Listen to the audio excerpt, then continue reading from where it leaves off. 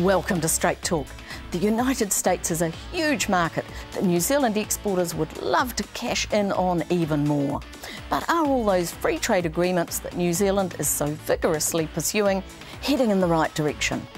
Will the World Trade Organisation's Doha round get back on track in time for a successful conclusion? And progress on the proposed Trans-Pacific Partnership seems frustratingly slow.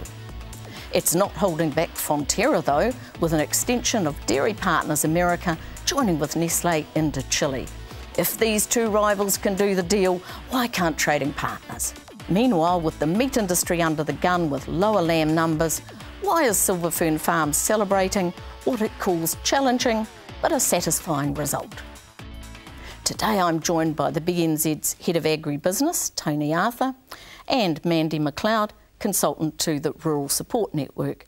Now, Tony, what's the state of trade agreements negotiations at the moment? What sort of hope is there out there? I think they're naturally and frustratingly a slow process given the number of people that need to be involved in the conversations, both at a political level but also in the private sector. I think if you look at the progress that has been made on the China Free Trade Agreement, I think that's been pivotal in being able to increase our sales of primary produce up into China. So I think the merit of these free trade agreements is absolutely essential for a country such as ours. I think the conversations with the Korean Free Trade Agreement are slow. There's a very strong farmer lobby up in Korea, and as I understand, those conversations are challenging to work through, but progress is being made, albeit slowly. I believe the Russian Free Trade Agreement is actually moving at quite good pace. So it's worthwhile hanging in there in terms of seeing what these will deliver in the end. I think they're absolutely essential for a country as ours, with an export profile that we have, with greater than 50% of export receipts coming from our primary agricultural sector. I think it's fundamental in terms of being able to drive increased returns over the long period into farmers' pockets. Right, but the Trans-Pacific Partnership and a Doha round conclusion, those would be the biggies, wouldn't they, in terms of getting those signed, settled and sealed? I think the Trans-Pacific's a very important one. One I'd probably like to highlight is India. There is a lot of conversations going on at the moment around how we can, as a country, I guess, progress and accelerate free trade agreement talks with India. I think where we have large opportunities to develop new markets, they have to be a focus for us as a country. I certainly see that as a priority in terms of building new markets. India, with a massive population, similar stories in many ways to China, with a large population, with a growing middle class, changing their dietary habit, there have to be huge opportunities in there for our protein and fibre sectors. Right. Now, turning to the US, Mandi, you've just been in that country. What's the attitude there towards free trade and these trade agreements? I think, Glenys, as you'd appreciate with the Americans, they don't really want anyone coming in and playing on their turf. So always they're always going to be protective of their own country and what they're doing, and I think you've only got to look at what's happened between Canada and the US in terms of closing the border and making that a lot more difficult to see, I guess, the extent that the Americans will go to protect their own their own industries. Has there been any change in that rather protectionist thinking recently? I mean, brought on by the global economic crisis, perhaps, or no, you didn't see evidence of that? No, my evidence would suggest, or my knowledge would suggest that it's actually made it worse. It's actually made them a lot more insular and a lot more protective of what's actually going on. As I said, with China, Canada, they've closed the border. It's meant that Canada is having to look into other countries such as China to export to. So I think that America's got enough going on in its own country and trying to make sure that their own agricultural population stays where it is. Right. Would you agree with that, Tony? You think that's, yeah, I would. And I think the midterm elections in the US again, there's been a shift of power there. To politicians who have a strong affinity with the Midwest and the food belt. It's a very strong lobby groups across there, and I would agree. Yeah. What do you think the future is in terms of the US's role in the Trans-Pacific Partnership? They're the big player that everyone wants in there, aren't they? Oh, look, I think they're absolutely central to it. I mean, you know, big population, you know, big Western population, which is a very large consumer. Clearly they have, I guess, you know, significant and quite severe economic issues to have to work through. In terms of, I guess, what's a priority in Washington, what's a priority out of what's coming out of the Midwest, I think they will be fundamental to making sure that, you know, that not only progresses but gets to somewhere which is good for trading partners such as ourselves, but it'll take some time. Yeah, OK. Well, looking a bit closer to home, orchardists in this country, they could be excused for letting out an exclamation of yes yesterday when this agreement was finally made as regards apple exports into that market.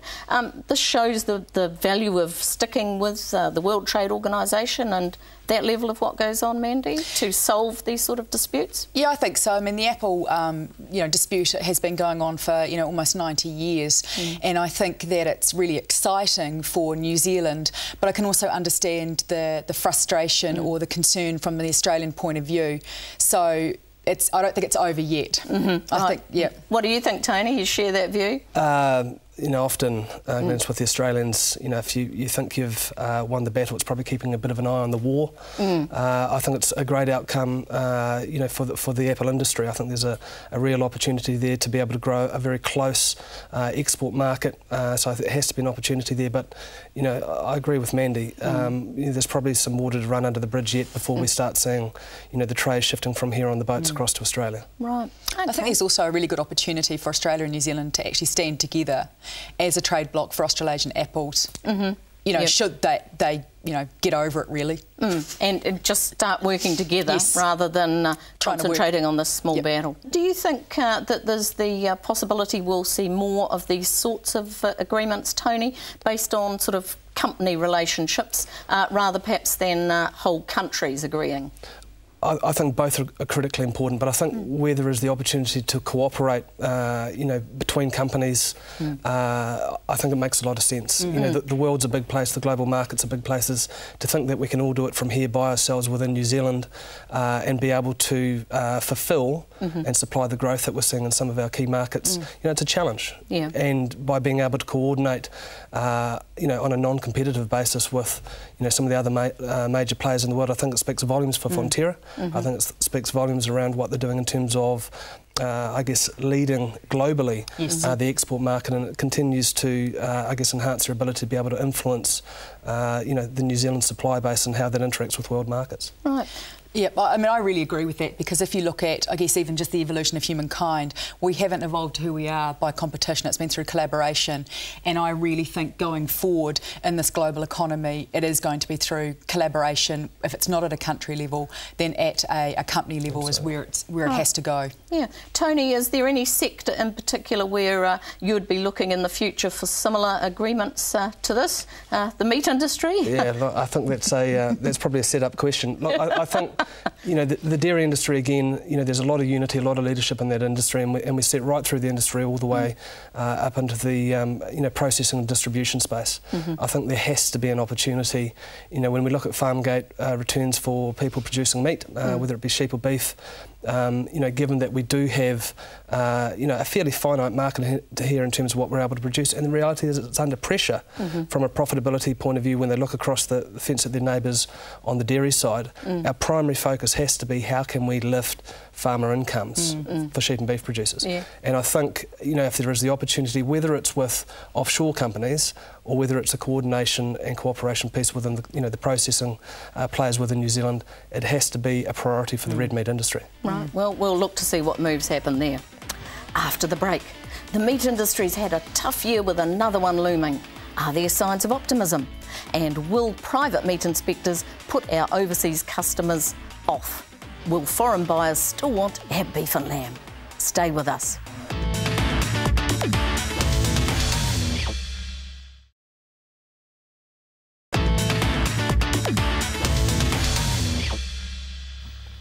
Welcome back to Straight Talk. Now it's on to You Said It. Comment in the ag media we wanted to talk about further. Kicking off with those falling lamb numbers. Now, Tony, this has been reported on the Country 99 TV website, a predicted 10% drop.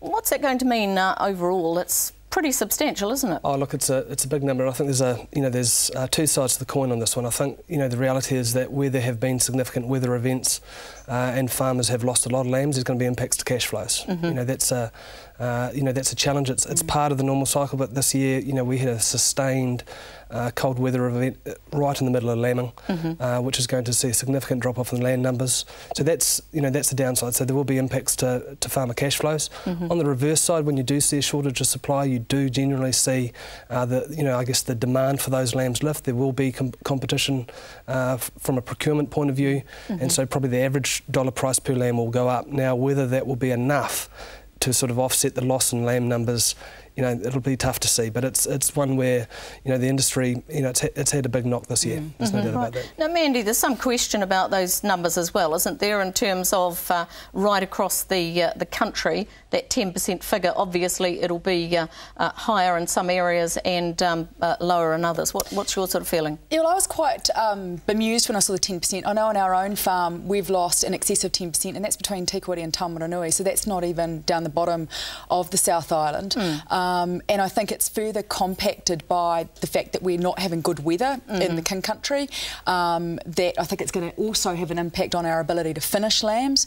So we've got the double whammy, if you like, of not having as many lambs compacted by the ability to finish them in good time. Right, and any indication of drought coming so early in the summer, obviously that's going to have an impact too in terms of feed supply later on. How serious do you think that situation is? Look, I think it's always very serious, Glenys. I don't think that we should be panic merchants about it. There is rain predicted for December. I'm fairly confident we're going to get it, but I'm certainly planning my strategies on the farms, on the dairy farm and on the sheep and cattle property around not getting that rain and what we're going to do about it, and have adjusted our rotations and our stock management accordingly. And I think other farmers need to also be considering the same thing. Hope for the best, plan for the worst. Yeah, so it's certainly a case of being prepared, Tony. Oh, look, absolutely. I mean, when I get around the countryside, we've had a tough spring. It was cold and wet, and all of a sudden the rain stopped and the sun's come out, and that's impacting the feed that's in front of any animals.